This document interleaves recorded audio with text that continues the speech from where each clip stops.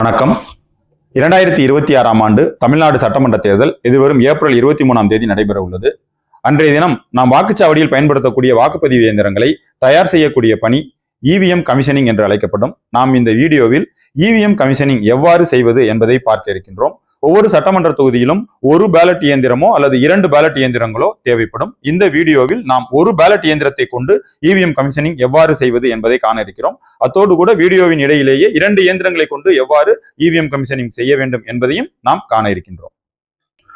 ஒவ்வொரு சட்டமன்ற தொகுதியிலும் ஜோனல் ஆபீசரும் அசிஸ்டன்ட் ஜோனல் ஆபீசரும் இந்த பணியை செய்ய இருக்கிறோம்.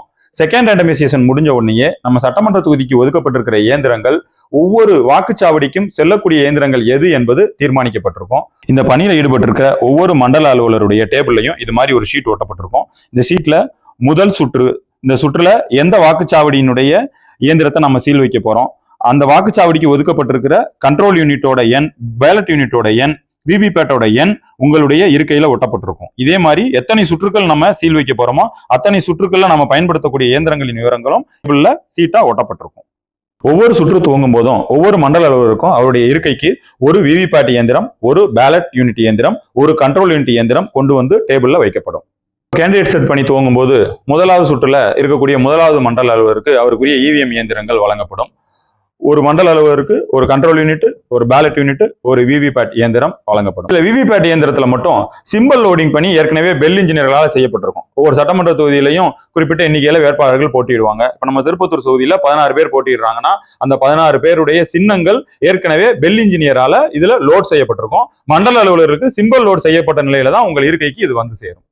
இப்ப கேண்டிடேட் செட் பணிக்கு ஒவ்வொரு இருக்கைக்கும் தேவையான பொருட்கள் என்னென்னங்கிறத பார்க்க போறோம். முதல்ல கண்ட்ரோல் யூனிட்டுக்கு தேவையான பேட்டரி 1, விவிபேட் இயந்திரத்துல பொறுத்ததுக்கு தேவையான பேட்டரி 1, விவிபேட் இயந்திரத்துல வைக்கிறதுக்கு தேவையான பேப்பர் ரோல் 1, ஒவ்வொரு விவிபேட் இயந்திரத்திலையும் பொருத்துறதுக்கு தேவையான அட்ரஸ் டேக், அதுக்கடுத்து பேலட் யூனிட்ல வைக்கிறதுக்கு தேவையான பிங்க் பேப்பர் சீலு, ஒரு கவர், ஒரு ஸ்டாப்லர், பேனா, ஸ்கெட்சு, ஒரு தலவாணி போல பின்புறத்துல சீல் வைக்கும் போது அரக்கு சீல் எதுலையும் பற்றாம இருக்கிறதுக்கு தேவையான ஒரு அட்டை போன்ற ஒரு வடிவம், ஒரு மெழுகுவர்த்தி, ஒரு தீப்பெட்டி, ஒரு அரக்கு சீல், ஒரு கத்தி, ஒரு நூல்கண்டு. இந்த நூல்கண்டு மெழுகினால் சுற்றப்பட்டதா இருந்தா சிறப்பாக இருக்கும். மார்க்போல் ஸ்லிப் லப்பர் ஸ்டாம்ப் 1, அதற்கான ink pad 1, seal metal seal 1, அது வைக்கிறதுக்கு தண்ணியோட சேர்த்து வைக்கிறதுக்கு ஒரு மூடி, ஒரு செல்லோ டேப்பு, ஒவ்வொரு இயந்திரத்தினுடைய சூட்கேஸ்லையும் ஒட்டுறதுக்கு தேவையான ஸ்டிக்கர்ஸ். இந்த ஸ்டிக்கர்ஸ் பாத்தீங்கன்னா போலிங் ஸ்டேஷன் நம்பர் அச்சடிக்கப்பட்டு கீழே சட்டமன்ற தொகுதியுடைய எண் அச்சடிக்கப்பட்டு விவிபேட்னா விவிபேட், பியூனா பியூ, சியூனா சியூ என்று அச்சடிக்கப்பட்டிருக்கும். இந்த ஸ்டிக்கர்களும் உங்களுக்கு வழங்கப்படும். ஒவ்வொரு சுற்றும் துவங்கும் போது ஒவ்வொரு மண்டல அலுவலருக்கும் இவிஎம் ஸ்ட்ராங் ரூம்ல இருந்து அதற்கென ஒதுக்கப்பட்டிருக்கிற பணியாளர்கள் ஒவ்வொரு சுற்றுக்கும் தேவையான இவிஎம் இயந்திரத்தை கொண்டு வந்து டேபிள்ல வைப்பாங்க. ஒவ்வொரு மண்டல அலுவலரும் தங்கள் இருக்கைக்கு வந்திருக்கிற இந்த 3 இயந்திரங்களும் அதாவது வைக்கப்பட்டிருக்கக்கூடிய சூட்கேஸ்ல இருந்து இயந்திரத்தை முதல்ல வெளியில் எடுக்கணும்.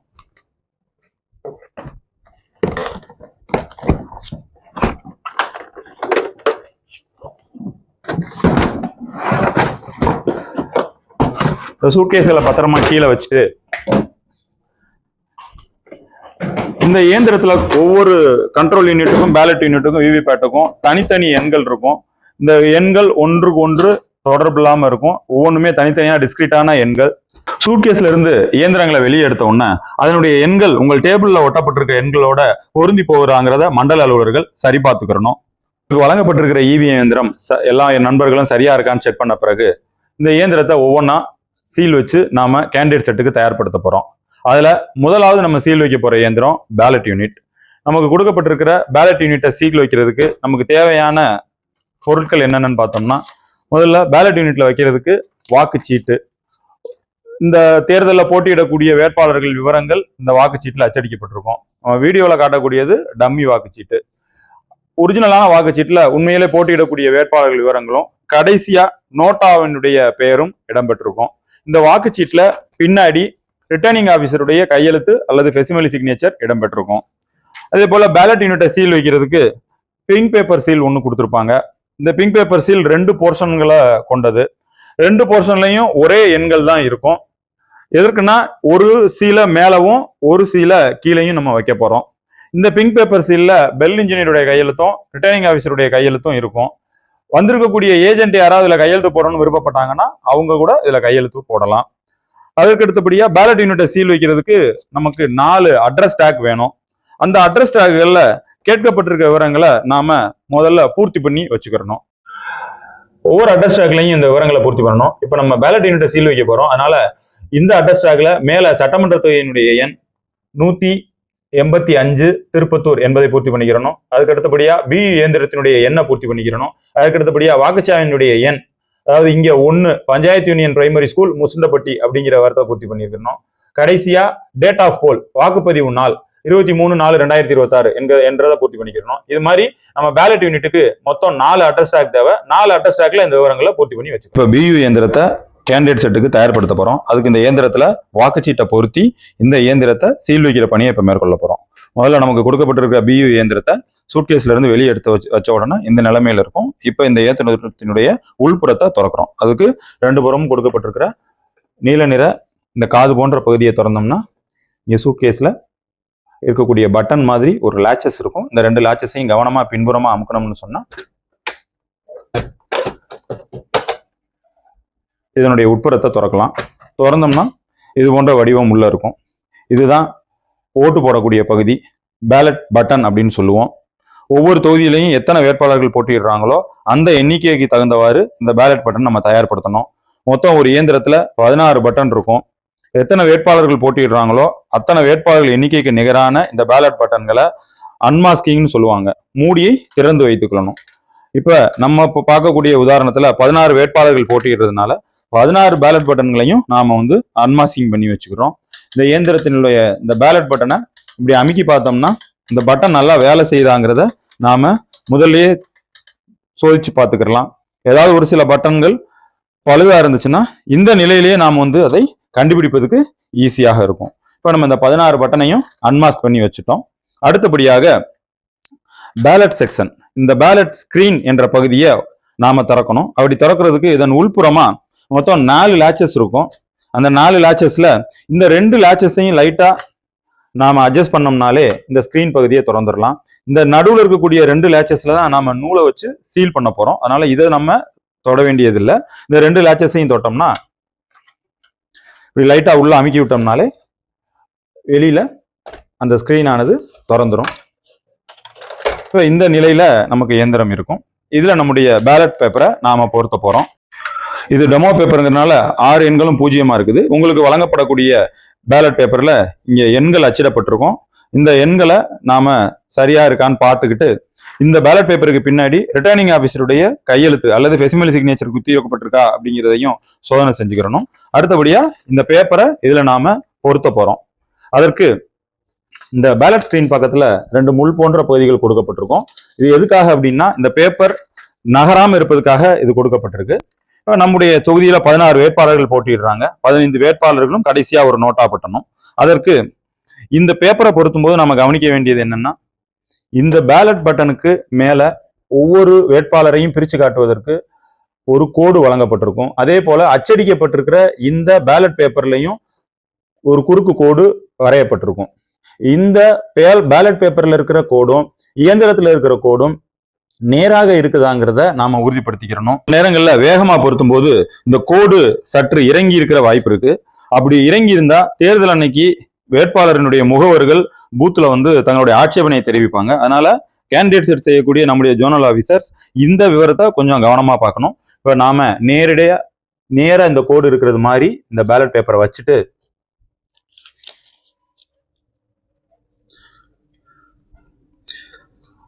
வைக்கிறோம். வச்ச பின்னாடி இங்க இருக்கக்கூடிய இந்த முள் போன்ற பகுதியில லைட்டா அமுக்கி விட்டோம்னா இந்த பேலட் பேப்பர் இதுல மிகச்சரியா பொருந்திரும். இப்படி பொருந்தின பின்னாடி இந்த ஸ்கிரீனை மூடி லைட்டா பிரஸ் பண்ணிட்டோம்னா இந்த பேலட் பேப்பர் ஆனது இதுல மிகச்சரியாக பொருந்திரும்.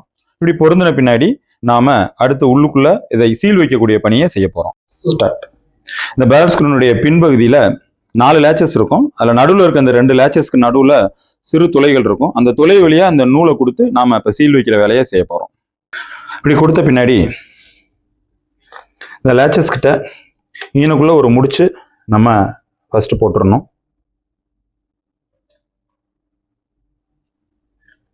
இதை போட்ட பின்னாடி ஏற்கனவே நாம பூர்த்தி செய்து வச்சிருக்கிற அட்ரஸ் டேக்ல ஒன்றை எடுத்துக்கிட்டு இதனை உள்ள தொழுகிக்கலாம். அடுத்தபடியா இந்த அட்ரஸ் டேக்கு கீழே இது மாதிரி ஒரு அட்டையை கீழே வச்சுக்கிட்டீங்கன்னா நாம இந்த அரக்கு சீலை உருக்கி இங்க ஒட்டும் போது இயந்திரத்துல எந்த பகுதியிலையும் இந்த அரக்கு சீல் படாது. அரக்கு நமக்கு தேவையான அளவுக்கு உருக்கிறோம். இந்த பகுதியில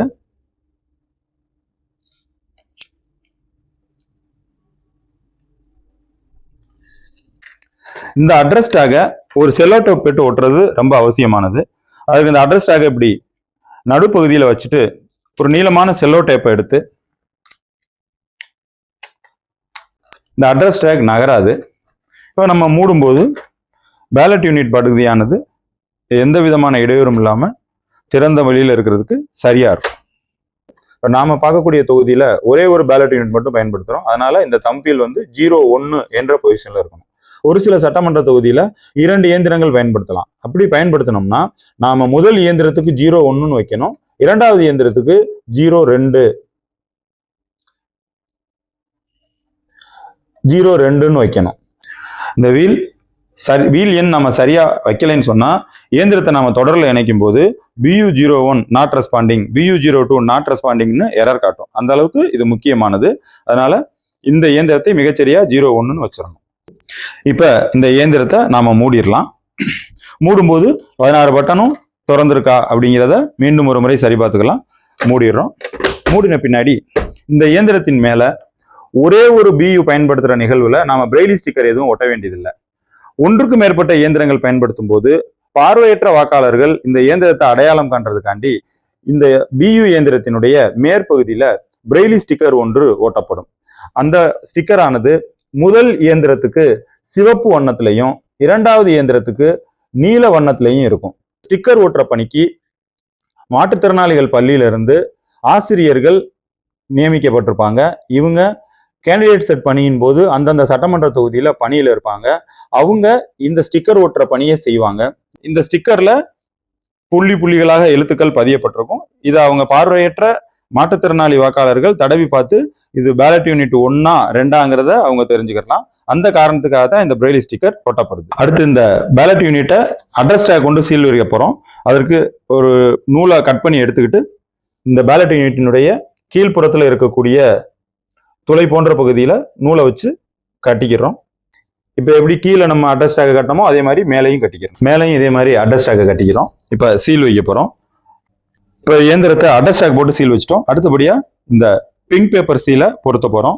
இந்த பிங்க் பேப்பர் சீலு நாம ஏற்கனவே சொன்னது மாதிரி ஒரு சீலு ஆனா 2 பாகங்களை கொண்டது. இப்படி அதை 2ஆ பிரிச்சுக்கிடலாம். 2 பாகத்திலையுமே ஒரே எண்கள் தான், வரிசை எண்கள் தான் இருக்கும். இதுல ரிட்டர்னிங் ஆஃபீஸர் கையெழுத்தும் பெல் இன்ஜினியருடைய கையெழுத்தும் இருக்கும். இந்த சீல்ல பாத்தீங்கன்னா ஒரு புறம் QR கோடும் இன்னொரு புறம் இந்திய தேர்தல் ஆணையத்தினுடைய சின்னமும் இருக்கும். நாம இந்த சீல் இதுல ஒட்டும் போது இந்த QR கோடு இப்படி மேல இருக்கிற மாதிரி பாத்துக்கிறணும். தேர்தல் ஆணையத்துடைய சின்னம் பின்னாடி போற மாதிரி பாத்துக்கிறணும். மேலையும் சரி கீழையும் சரி. இதே மாதிரி இந்த கிரீன் பிங்க் பேப்பர் சீலை நாம ஒட்டும் பொழுது இந்த கீழ்ப்புற பகுதியில கடைசியா இருக்கக்கூடிய வேட்பாளருடைய பெயர் எந்த விதத்திலையும் மறைஞ்சிடாம இருக்கிறத நாம 100% உறுதிப்படுத்திக்கிறணும். பிங்க் பேப்பர் சீலை இது மாதிரி வச்சுக்கிட்டு இந்த இயந்திரத்தை நேர நிப்பாட்டிக்கிட்டு ஒட்டினீங்கன்னா ரொம்ப பொருத்தமாக இருக்கும். இப்ப 2 புறமும் நாம பிங்க் பேப்பர் சீலை பொருத்திட்டோம். இதோட பேலட் யூனிட்ல நாம செய்ய வேண்டிய பணிகள், சீல் வைக்கிற பணிகள் முடிஞ்சிருச்சு. அதனால பேலட் யூனிட்டை டேபிள்ல ஒரு ஓரமா வச்சிடணும். அடுத்தபடியா கேண்டிடேட் செட் பண்ணியில விவிபேட் இயந்திரத்தை நாம ரெடி பண்ண போறோம். விவிபேட் இயந்திரத்துல பேட்டரியை பொருத்த போறோம். நமக்கு ஒரு புதிய பேட்டரி வழங்கப்பட்டிருக்கும். அந்த பேட்டரியில ரிமூவ் சீல் பிஃபோர் யூஸ் அப்படின்னு சிவப்பு கலர்ல பிரிண்ட் அடிச்சிருக்கோம். எல்லாரும் மறந்துடாம இந்த பேட்டரியை பொருத்துறதுக்கு முன்னாடி இந்த ஸ்டிக்கரை கைகளால கிழிச்சிடணும். ஸ்டிக்கரை கிழிக்காம அப்படியே இந்த பேட்டரியை வச்சு அமுக்குறாங்க. அதனால என்ன ஆகும்னா இந்த பேட்டரியும் இந்த பேட்டரி கம்பார்ட்மெண்ட் இருக்கக்கூடிய இந்த 3 ஸ்டீல் ஊக்குகளும் சரியா தொடாம போறதுக்கு வாய்ப்பு இருக்கு. அதோட இந்த ஸ்டிக்கரை ரிமூவ் பண்ணாம நீங்க அப்படியே வச்சு அமுக்குனீங்கன்னா மாற்றுறதும் கஷ்டமா இருக்கும். இப்ப இந்த பேட்டரியை உள்ள பொருத்தலாம்.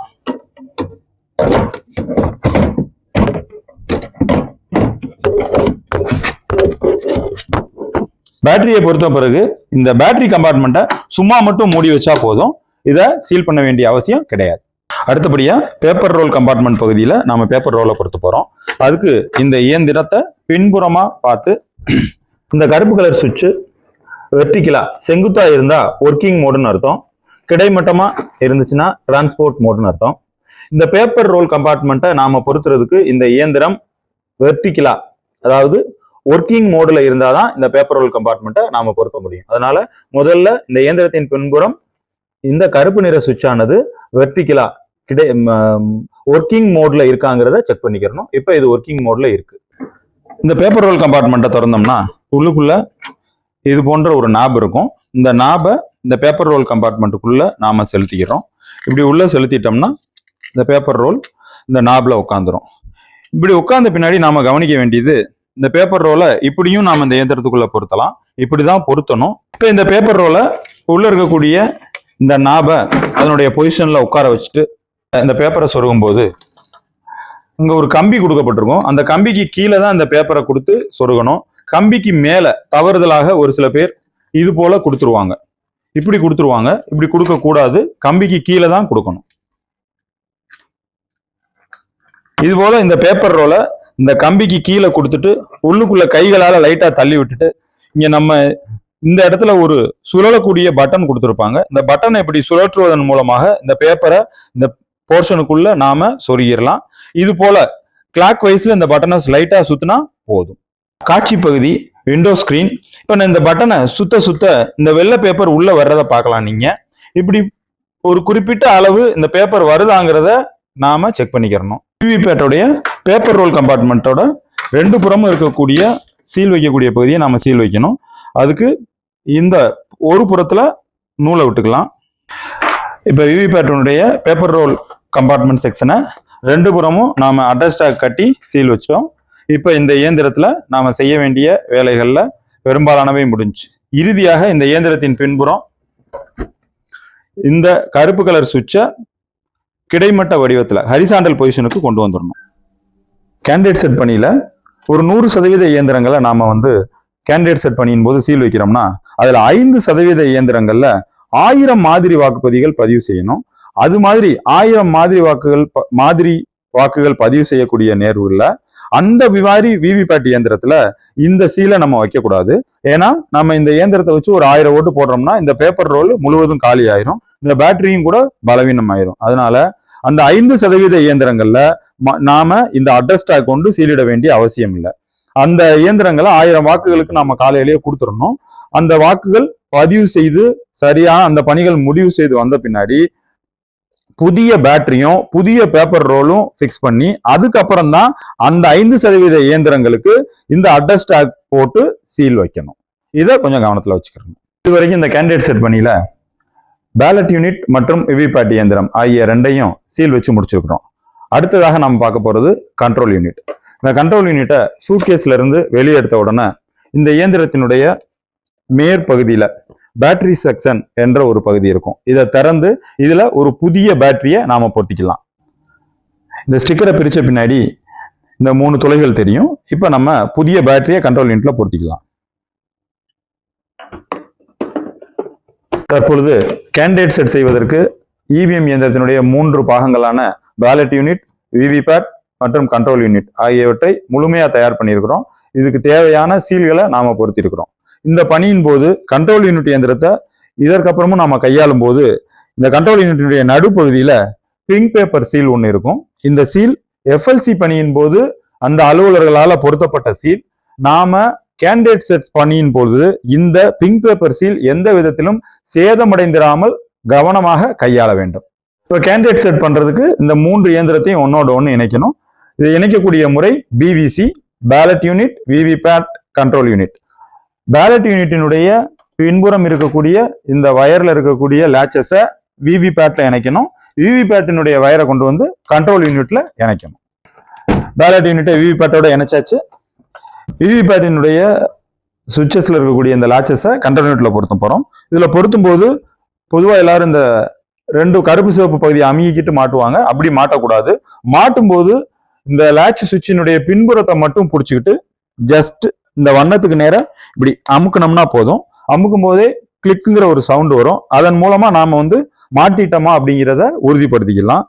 கலட்டும் போதுதான் இந்த 2 புறத்துல இருக்கக்கூடிய சுவிட்ச் பகுதியை அமுக்கிக்கிட்டு இப்படி நாம கலட்டணும். மாட்டும் போது இப்படி அமுக்கிக்கிட்டு மாட்டக்கூடாது. இப்ப கேண்டிடேட் செட் பண்றதுக்கு இயந்திரத்தை ஆன் பண்ண போறோம். கண்ட்ரோல் யூனிட் ஆன் பண்றதுக்கு முன்னாடி யூவி பேட்டினுடைய பின்புறம் இருக்கக்கூடிய கருப்பு சுவிட்சை ஒர்க்கிங் மோடுக்கு கொண்டு வந்துடணும். கண்ட்ரோல் யூனிட் இயந்திரத்தை ஆன் பண்ண போறோம். கண்ட்ரோல் யூனிட் மேல இருக்கக்கூடிய இந்த சில்வர் சுவிட்ச் ஆன் பண்ணோம்னா இந்த இயந்திரத்தை ஆன் பண்ணிடுறோம்.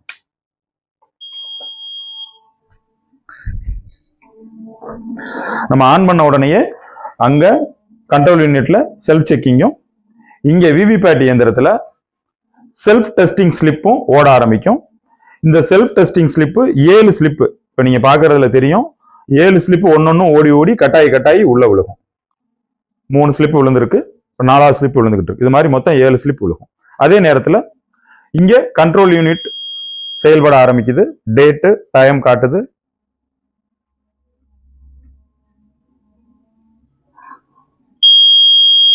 சீரியல் நம்பர் பியுனுடைய சீரியல் நம்பரை சொல்லுது. இதை நாம சரி பார்த்துக்கலாம். இங்க இருக்கக்கூடிய சீரியல் நம்பர் தான் இங்க காட்டுதாங்கிறத நாம சரி பார்த்துக்கலாம். அடுத்து கேண்டிடேட்ஸ் 16 அப்படின்னு காட்டுது. ஏற்கனவே இங்க 16 செட் ஆயிருக்குது. பேட்டரி பெர்சன்டேஜ் 99 வந்துச்சுன்னு பார்த்தோம். அதுக்கடுத்து டிஸ்கவரிங் யூனிட்ஸ்னு வருது. டிஸ்கவர்ட் BU01, விவிபேட் 1, BU01 டெஸ்டிங்னு வருது. விவிபேட் டெஸ்டிங் ரெண்டுமே ஓகே, EVM ஓகே அப்படின்னு வந்துருச்சு. இப்ப கண்ட்ரோல் யூனிட்டோட கீழே இருக்கக்கூடிய இந்த ரிசல்ட் செக்ஷனை திறந்தோம்னா உள்ளுக்குள்ள ஒரு சின்ன டோர் இருக்கும். இதையும் நாம திறந்தோம்னா க்ளோஸ் ரிசல்ட் கிளியர் என்ற பட்டன் இருக்கும். இப்ப நமக்கு கொடுக்கப்பட்டிருக்கிற கண்ட்ரோல் யூனிட் ஆனது FLC நிலையில தான் நமக்கு வழங்கப்பட்டிருக்கும். FLC பணியின் போதே இந்த இயந்திரத்துல CRC பண்ணி தான் நம்முடைய அலுவலர்கள் வச்சிருப்பாங்க. எனவே நாம நேரடியா கேண்டிடேட் செட்டுக்கு போயிடலாம். அப்படி கேண்டிடேட் செட்டுக்கு போகும்போது ஒருவேளை இன்வால்வ்மென்ட் வந்துச்சுன்னா நாம தேவைன்னா CRC பண்ணிக்கிறணும். இந்த இயந்திரத்தை பொறுத்தளவுல ஏற்கனவே கிளியர் ஸ்டேஜ்ல இருக்கிறதுனால நம்ம நேரடியாக கேண்டிடேட் செட்டுக்கு போயிடலாம். இப்ப கேண்டிடேட் செட்டுங்கிற பட்டனை நாம இங்க மேல இருக்கக்கூடியதுல அமுக்குறோம். அமுக்குன உடனே கண்ட்ரோல் யூனிட் செட் கேண்டிடேட்னு கேட்கும். இப்ப பேலட் யூனிட்ல நோட்டா பட்டனுக்கு நேர இருக்கக்கூடிய இந்த பட்டனை நாம அமுக்குவதன் மூலமா கேண்டிடேட் செட் பண்ணலாம். நாம பார்த்துக்கிட்டு இருக்கிற இயந்திரத்துல ஒரு பேலட் யூனிட் வச்சிருக்கிறோம். அதனால இங்க 16ஆவதா நோட்டா பட்டன் இருக்குது. ஒருவேளை சில சட்டமன்ற தொகுதியில 2 பேலட் யூனிட் இருந்தா அங்க 2வது பேலட் யூனிட்ல நோட்டா பட்டன், அதாவது கடைசியா போட்டியிடக்கூடிய வேட்பாளருக்கு அடுத்து இருக்கக்கூடிய பட்டனான நோட்டாவிற்கு நேரா நாம அமுக்குவதன் மூலமாக செட் கேண்டிடேட் செய்யலாம். இப்ப நாம இங்க 16ஆவதா இருக்கக்கூடிய நோட்டாவுக்கு நேரம் இருக்கிற இந்த நீல நிற பொத்தானை அமுக்குறோம். அமுக்குன உடனேயே இந்த இயந்திரம் 16 கேண்டிடேட்டுக்கு செட் ஆயிருச்சு. இப்ப விவிபேட் அக்செப்டட்னு வந்ததை பார்த்திருப்பீங்க. அது ஏன் இப்படி வந்துச்சுன்னா ஏற்கனவே இந்த விவிபேட் இயந்திரம் 16 கேண்டிடேட்டினுடைய சிம்பிள் ப்ரீலோடிங் பண்ணப்பட்டிருக்கு. நாம கேண்டிடேட் செட் பண்ணும் போதும் 16ங்கிறத செட் பண்ணதுனால அதை ஒத்திசைவு பண்ணி இயந்திரம் நமக்கு அந்த விவரத்தை காட்டுது. ஒருவேளை இந்த இயந்திரத்துல குறைவாக கேண்டிடேட் சிம்பிள் லோட் செய்யப்பட்டிருந்தாலோ நாம இங்க தப்பான ஒரு பட்டன் அமுக்குனாலோ இங்க கண்ட்ரோல் யூனிட் ஆனது எரர் காட்டும். இங்க நம்ம சரியா செஞ்சிருக்கிறதுனால இயந்திரம் இப்ப சரியான முறையில கேண்டிடேட் செட் செய்யப்பட்டிருக்கு. இப்ப மார்க் போல் போட போறோம். மார்க் போல் போது நாம கவனிக்க வேண்டியது, கேண்டிடேட் செட் பண்ணியின் போது எத்தனை மார்க் போல் போடணும்னா 16 பேருக்கும் தலா ஒரு ஓட்டு போட்டா போதும். ஆக ஒவ்வொரு வேட்பாளருக்கும் ஒரு ஓட்டு வீதம் மார்க் போல் போடணும். இப்ப முதலாவது வேட்பாளருக்கு நம்ம ஒரு ஓட்டு போட போறோம். அதுக்கு பேலட் பட்டனை ஒரு முறை அமுக்கணும்னா கண்ட்ரோல் யூனிட்ல ஏற்கனவே இங்க ஆன் பட்டன் எரிஞ்சுக்கிட்டு இருக்கும். இப்ப நம்ம பேலட் பட்டன் அமுக்குனதுனால இங்க பிஸி லேம்ப் எரியுது. அப்ப இந்த 2 விளக்குகளும் சரியா எரியுது நம்ம உத்தரவாதப்படுத்திக்கலாம். அதே நேரத்துல பேலட் யூனிட்ல இங்க மேல ரெடி லேம்பும் பச்சை கலர்ல எரியும். பேலட் இயந்திரமும் சரியா இருக்கு அப்படிங்கிறத நாம தெரிஞ்சுக்கலாம். இப்போ 1வது வேட்பாளருக்கு முதல் வாக்க பதிவு செய்யறோம். நாம இங்க பதிஞ்ச உடனேயே இந்த பக்கம் விவிபேட்ல 1வது வேட்பாளருடைய சின்னம் 7 வினாடிகள் ஒளிரும். இப்ப ஆல்பாங்கிற வேட்பாளருக்கு நம்ம ஓட்டு போட்டோம். 7 வினாடிகள் அவருடைய பெயர் தெரிஞ்சு ஒரு பீப் ஒலி கேக்குது. பேப்பர் கட்டாயி உள்ள விழுந்துருச்சு. ஒரு வேட்பாளருக்கு மார்க் போல் பதிஞ்சிட்டோம். அடுத்து 2வது வேட்பாளருக்கு 3வது வேட்பாளருக்கு வரிசை கிரமமா இதே முறையில 16 வேட்பாளருக்கும் தலா ஒரு வாக்குகள். 16வது வேட்பாளருக்கு நாம நோட்டா பட்டனுக்கும் ஒரு ஓட்டு செலுத்தி முடிச்சிருக்கிறோம். இந்த இயந்திரத்துல திறந்திருக்கக்கூடிய 16 ப்ளூ பட்டனையும் அமைக்கி இருக்கிறோம். 16 ஓட்டுகள் பதிஞ்சிருக்கிறோம். இதன் மூலமா மார்க் போல நாம நடத்தி முடிச்சிருக்கிறோம். இந்த நேரத்துல இந்த இயந்திரத்தினுடைய விவிபேட் இயந்திரத்தினுடைய டிராப் பாக்ஸ்ல ஸ்லிப்பு கிடக்கும். இந்த ஸ்லிப்பு எத்தனை இருக்கும்னா, நாம 16 ஓட்டு போட்டதுனால 16 கேண்டிடேட்டுக்குரிய ஸ்லிப் 1, செல்ஃப் செக் ஸ்லிப் 7, மொத்தம் 23 ஸ்லிப்பு இந்த பாக்ஸ்ல கிடக்கும். அதற்கு அடுத்தபடியா விவிபேட் இயந்திரத்துல இருக்கக்கூடிய பேலட் ஸ்லிப்ஸ், இதுல நாம போட்ட 16 ஓட்டு செல்ஃப் டெஸ்ட் ஸ்லிப் ஒரு 7, மொத்தம் 23 ஸ்லிப்புகள் இந்த டிராப் பாக்ஸ்ல இருக்கும். இப்ப இந்த ஸ்லிப்புகளை நாம எப்படி கையாளணுங்கிறது ரொம்ப முக்கியமான விஷயம். டிராப் பாக்ஸ்ல இருக்கக்கூடிய இந்த பேலட் ஸ்லிப் ஆனது தேர்தலில் போட்டியிடக்கூடிய வேட்பாளர்களின் சின்னங்கள் அச்சடிக்கப்பட்டு விழுந்த ஸ்லிப்பா இருக்கும். அதனால இந்த ஸ்லிப்பை நாம கவனக்குறைவா கையாளக்கூடாது. கேண்டிடேட் செட் பணியின் போது இந்த டிராப் பாக்ஸ்ல இருந்து மார்க் போல் முடிஞ்சு நாம எடுக்கக்கூடிய ஸ்லிப்புகளை மிகவும் கவனமாக கையாளணும். இதை நாம முறைப்படி அளிக்கணும். அதுக்கு நாம் செய்ய வேண்டியது என்னன்னா, ஒவ்வொரு ஜோனல் ஆபீசருக்கும் அவர் டேபிள்ல இது மாதிரி மார்க் போல் ஸ்லிப் விவிபேட் கமிஷனிங் என்ற ஒரு சீலானது வழங்கப்பட்டிருக்கும். இப்ப நாம உள்ள இருந்து எடுத்த இந்த ஸ்லிப்புகளுக்கு பின்னாடி இந்த ரப்பர் முத்திரையை இட வேண்டும். ஒவ்வொரு ஸ்லிப்லையும் இது மாதிரி இடணும்.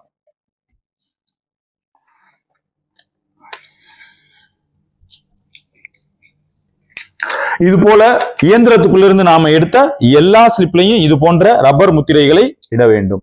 இப்ப உள்ள இருந்து எடுத்த எல்லா ஸ்லிப்லையும் சீல் போட்ட பின்னாடி ஒவ்வொரு டேபிளுக்கும் இது போன்ற கவர்கள் வழங்கப்பட்டிருக்கும்.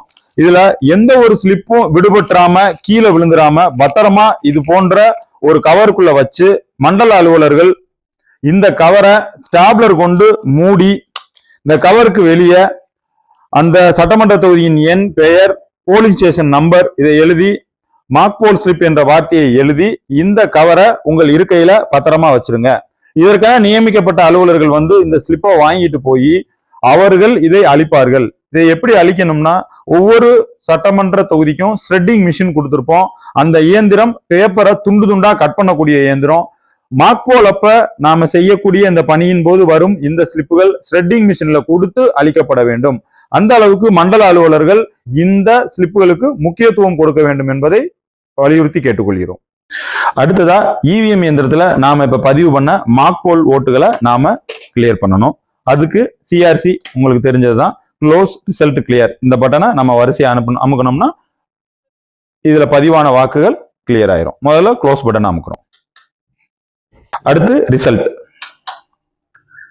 டோட்டல் ஓட்ஸ் 16ங்கிறத பாத்தீங்க. அடுத்ததா கிளியர் பண்ண போறோம். இப்ப நான் கிளியர் பட்டன் அமுக்கிறேன். பதிவான வாக்குகள் அழியுது. இது ரொம்ப முக்கியமான பணி. மண்டல அலுவலர்கள் இதை கவனிக்கணும். நாம எப்படி மார்க் போல் அப்ப விவிபேட் டிராப் பாக்ஸ்குள்ள இருந்த மார்க் போல் ஸ்லிப்பை வெளியே எடுத்து சீல் வச்சு அழிக்கிறது கொடுத்தோமோ, அதே போல கண்ட்ரோல் யூனிட்ல இருக்கிற டேட்டாவையும் கிளியர் பண்ணிட்டு தான் நாம இந்த இயந்திரத்தை சுவிட்ச் ஆஃப் பண்ணி வெட்டிக்குள்ள வைக்கணும். இந்த கிளியர் சிஆர்சி என்பது மிகவும் முக்கியமான பணி. மார்க் போல் டேட்டாவை கண்ட்ரோல் யூனிட்ல கிளியர் பண்ண பின்னாடி இயந்திரத்தை சுவிட்ச் ஆஃப் பண்ணணும். அதுக்கு கண்ட்ரோல் யூனிட்டை முதல்ல சுவிட்ச் ஆஃப் பண்றோம். கண்ட்ரோல் யூனிட் ஆஃப் பண்ண பின்னாடி விவிபேட் இயந்திரத்தின் பின்புறம் இருக்கக்கூடிய கருப்பு சுவிட்சை ஆஃப் பண்ணிடுறோம்.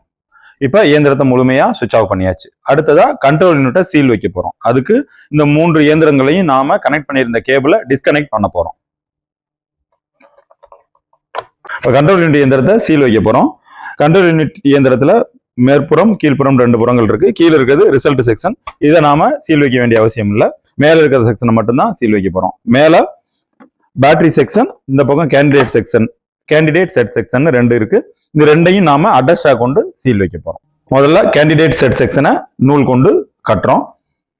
இப்ப கண்ட்ரோல் யூனிட்டோட 2 புறங்களையும் battery section, candidate set section ரெண்டையும் நாம அட்டாச்சா கொண்டு சீல் வச்சிட்டோம்.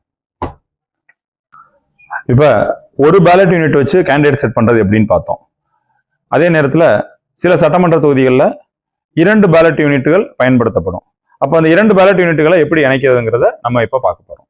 இங்க நம்ம கிட்ட 2 பேலட் யூனிட்டுகள் இருக்கு. முதல்ல அதை எப்படி வரிசையில வச்சுக்கணும்னா, பேலட் யூனிட் 2 இடதுகை புறமும் அதற்கு அடுத்தபடியா வலதுபுறம் பேலட் யூனிட் 1 வச்சுக்கிறணும். இப்ப 2 பேலட் யூனிட் பார்த்துக்கிட்டு இருக்கோம். இடதுபுறம் இருக்கிறது பேலட் யூனிட் 2. இங்க இந்த தம்பில் பாத்தீங்கன்னா தெரியும், பேலட் யூனிட் 2ங்கிற பொசிஷன்ல இருக்கும். அதற்கு அடுத்தபடியா பேலட் யூனிட் 1 இந்த தம்பில் 1ங்கிற பொசிஷன்ல இருக்கும். இப்ப பேலட் யூனிட் 2 கனெக்டிங் கேபிளை எடுத்து இந்த கேபிளை எடுத்து பேலட் யூனிட் 1 பின்புறம் உள்ள பகுதியில நாம இணைக்கணும். அதுக்கு பேலட் யூனிட் 1 பின்புறம் 2 விதமான பகுதிகள் நமக்கு கொடுக்கப்பட்டிருக்கும். இங்க ஒரு பகுதியும் மேல ஒரு பகுதியும். இந்த நடுப்பகுதியில் இருக்கக்கூடிய ப்ளூ கலர் விண்டோவை திறந்தோம்னா ஒரு போர்ஷன் நமக்கு தெரியும். இந்த பகுதியில் தான் நாம இந்த கேபிளை கொண்டு இணைக்கணும். இது BU2 கேபிள். BU1 பின்புறம் இதை நாம இணைக்கிறோம். இதை இணைக்கும் போது கிளிக்னு ஒரு சவுண்ட் வரும். அதற்கு அடுத்தபடியா இங்க ஒரு லாச்சஸ் கொடுக்கப்பட்டிருக்கும். இந்த லாச்சஸை திறந்துட்டு இந்த வயரை கொண்டு இப்படி வச்சுட்டு இதை மறந்துடாம இப்படி அமுக்கி மூடி விட்டுறணும். நாம இந்த வடிவத்துல தான் இதை பொருத்தணும். அதற்கு அடுத்தபடியா இந்த டோரை மூடிடணும். இப்ப இந்த இயந்திரத்தை திருப்பி வச்சோம்னா, நம்ம ஏற்கனவே பலமுறை சொன்னது போல BU2 BU2 அதனுடைய கனெக்டிங் கேபிள் BU1 இணைக்கப்பட்டிருக்கு. அடுத்தபடியா BU1 கனெக்டிங் கேபிளை கொண்டு நாம ஏற்கனவே சொன்னது போல VVPAT இணைக்கணும். VVPAT கனெக்டிங் கேபிளை கொண்டு கண்ட்ரோல் யூனிட்டோட இணைக்கணும். இதுதான் ஒன்றுக்கும் மேற்பட்ட இயந்திரங்களை இணைக்கக்கூடிய முறை. இதுல பொதுவா மண்டல அலுவலர்கள் ஒரு சில பேர் ஒரு தப்பு பண்ணிடுறாங்க. அது என்னன்னா, இந்த பேலட் யூனிட்டுக்கு நாம எந்த விதமான பேட்டரியும் போட வேண்டிய அவசியம் இல்லை. ஒரு சில பேர் மறந்துட்டு தெரியாம பேலட் யூனிட்ல பேட்டரி போட்டுறாங்க. அது காரணம் என்னன்னா, நாம கண்ட்ரோல் யூனிட்டுக்கு கொடுத்திருக்கக்கூடிய இந்த பேட்டரி பேலட் யூனிட்டுக்கும் பொருந்தும். நாம ஒரு சில சட்டமன்ற தொகுதியில ஒவ்வொரு மண்டல அலுவலருக்கும் தேவையான பேட்டரிகளை மொத்தமா காலையிலேயே கொடுத்துடுறாங்க. அப்படி கொடுக்கும்போது சில பேர் தெரியாம பேலட் யூனிட்டுக்கு இந்த பேட்டரியை போட்டுடுறாங்க. இந்த பேட்டரி இதுல மாட்டினா பொருந்தும். இப்ப பாத்தீங்கன்னா தெரியும், நான் மாட்டியிருக்கேன், பொருந்தி இருக்கு. ஆனா நாம தெரிஞ்சுக்கிற வேண்டியது என்னன்னா, பேலட் யூனிட்டுக்கு பேட்டரி அவசியம் இல்லை. 4 பேலட் யூனிட் வரைக்கும் நாம இணைச்சாலும் பேலட் யூனிட்டுக்கு பேட்டரி போட வேண்டிய அவசியம் இல்லை. அதனால மறந்துட்டு தெரியாம பேலட் யூனிட்ல பேட்டரி போடுற வேலையை யாரும் செஞ்சிட வேண்டாம். இப்ப இந்த 2 பேலட் யூனிட் பயன்படுத்துறதுல கேண்டிடேட் செட் எப்படி பண்றதுன்னு பார்க்க போறோம். பேலட் யூனிட் 1 நம்ம ஏற்கனவே ஒரு பேலட் பேப்பரை பிக்ஸ் பண்ணியிருப்போம். 16க்கும் மேற்பட்ட வேட்பாளர்கள் போட்டியிட நிகழ்வுல தான் நம்ம 2 பேலட் யூனிட் பயன்படுத்த வேண்டியிருக்கும். 32 பேர் போட்டியிடுற வரைக்கும் நம்ம 2 பேலட் யூனிட் பயன்படுத்தலாம். ஒருவேளை ஒரு சட்டமன்ற தொகுதியில 32 பேர் போட்டியிடுறாங்கன்னா முதல் இயந்திரத்துல 16 பேரோட பேரும், 2வது இயந்திரத்துல 32 பேரோட பேரும் இருக்கும். 32வதா நோட்டாவோட பேர் இருக்குதுன்னு வச்சுக்கிடுவோம். இப்ப நம்ம இந்த வீடியோல முற்பகுதியில சொன்னது மாதிரி நம்ம இந்த இயந்திரத்தை கேண்டிடேட் செட் பண்ணும்போது கண்ட்ரோல் யூனிட்ல கேண்டிடேட் செட் அப்படிங்கிற பட்டனை அமைக்கிட்டு நாம 2வது பேலட் யூனிட்ல நோட்டா எங்க இருக்குதோ அதுக்கு நேர உள்ள இந்த ப்ளூ கலர் பட்டனை அமுக்கணும்னா அதுக்கு கேண்டிடேட் செட் ஆயிடும்.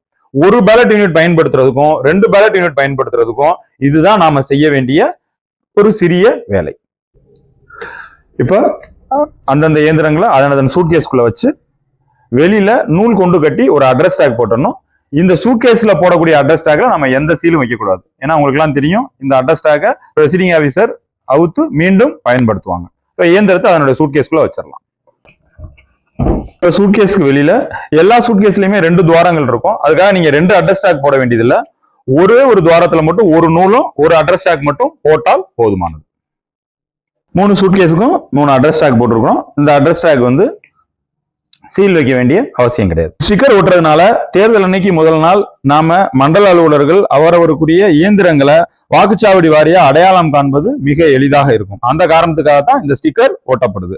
இதை கவனமாக மண்டல அலுவலர்கள் ஓட்ட வேண்டும்.